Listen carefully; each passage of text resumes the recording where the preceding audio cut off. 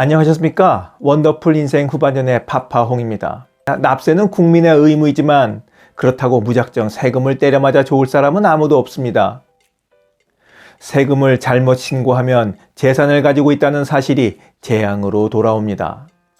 좀 더 자세히 알아봤다면 안 내도 되는 세금을 몇억 원씩 더 내야 했다면 피눈물이 쏟아질 겁니다. 애써 벌어 남 좋은 일만 시킨 거니까 왜 안 그렇겠습니까? 특히 양도세는 세무사도 계산을 포기할 정도로 세법 체계가 악명 높습니다. 세금 부과 체계가 소득 금액에 비례하지 않고 예측 가능하지 않은 측면이 크기도 합니다.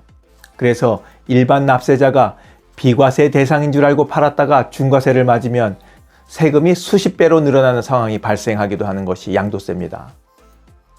그래서 오늘은 양도세로 피 같은 돈을 세금으로 낸 사례를 살펴보면서 양도세 절세 전략이 얼마나 중요한지 경각심을 일깨우는 시간을 가져보려고 합니다. 유튜브 채널 원더풀 인생 후반전을 운영해온 지도 어느덧 4년이 흘렀습니다. 그동안 여러분들과 많은 이야기를 나눴지만 10분 남짓되는 영상을 통해 오롯이 제 마음을 전하기에는 너무 부족했습니다. 그래서 아직 못다한 이야기를 담아 도서 50 넘어 인생에서 가장 아름다운 꽃이 핀다를 내게 됐습니다. 50 넘어 인생에서 가장 아름다운 꽃이 핀다에는 인생 후반전에 새 지평을 열어가는 비결들이 가득 담겨져 있습니다. 지금 예스24, 알라딘과 같은 온라인 서점은 물론이고 교보문고, 영풍문고와 같은 유명 서점에서 여러분을 기다리고 있습니다. 꼭 한번 읽어봐 주시기를 부탁드립니다. 양도세로 수억 때려맞은 케이스. 첫 번째, 다가구 주택 요건에 어긋났다는 이유로 세금을 맞은 사례입니다. 다가구 주택 요건이라 함은 지하층을 제외하고 3계층 19가구 660제곱미터 이하라는 기준을 충족해야 하는데 특히 층수를 위반해서 세금 폭탄을 맞게 되는 경우가 잦습니다. 대표적인 예로 안타까운 이 80대 노인분이 계십니다. 이분은 다가구 주택을 15억 원에 팔았다가 양도세만 10억 원을 부과받은 사례입니다. 15억 원 받고 그것의 3분의 2인 10억 원을 세금으로 토해냈으니 하늘이 무너져 내렸을 게 분명합니다. 왜 이런 사달이 났냐 하면 옥탑방에서 월세를 더 받기 위해 평수를 늘렸다가 4층으로 간주돼 다가구 주택 요건에서 벗어났기 때문입니다. 법적으로 전체 건축 면적의 8분의 1을 넘는 옥탑방은 하나의 층으로 봅니다. 그래서 월세 몇십만 원을 받으려고 옥탑방을 늘렸다가 10억 원에 달하는 세금을 내게 된 겁니다. 옥탑방을 확장해둔 상태라면 팔기 전에 꼭 원상복구하는 것을 잊지 말아야 합니다.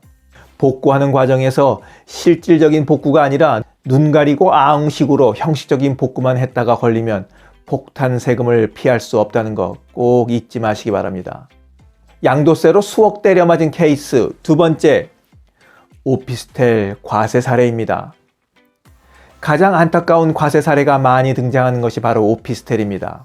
요새 오피스텔 꽤 많지 않습니까? 왜냐하면 오피스텔이 주택인지 아닌지 헷갈리는 사람이 많기 때문입니다.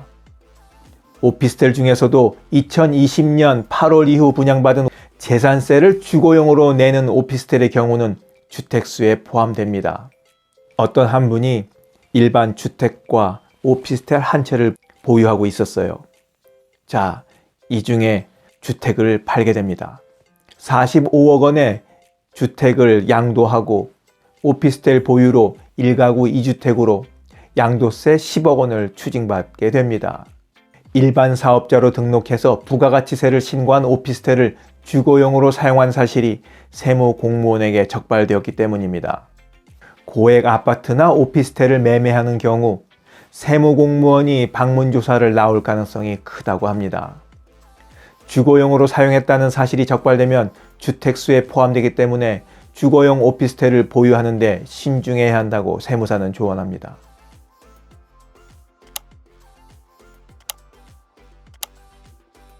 세무사라고 해서 모두 양도세에 대해 잘 아는 것은 아니라고 하네요.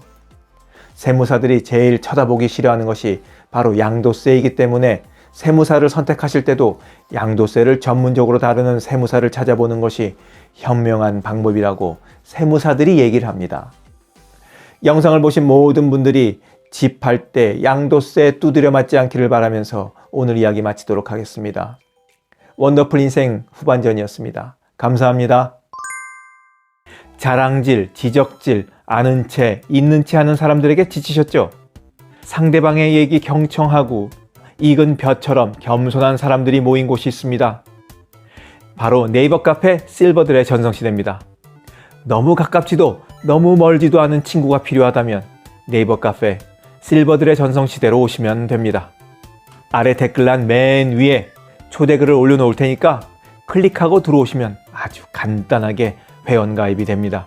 아참, 냉소적이고 비아냥거리고 자기주장 강하고 남 얘기에 이죽거리는 분은 죄송하지만 절대 사양합니다.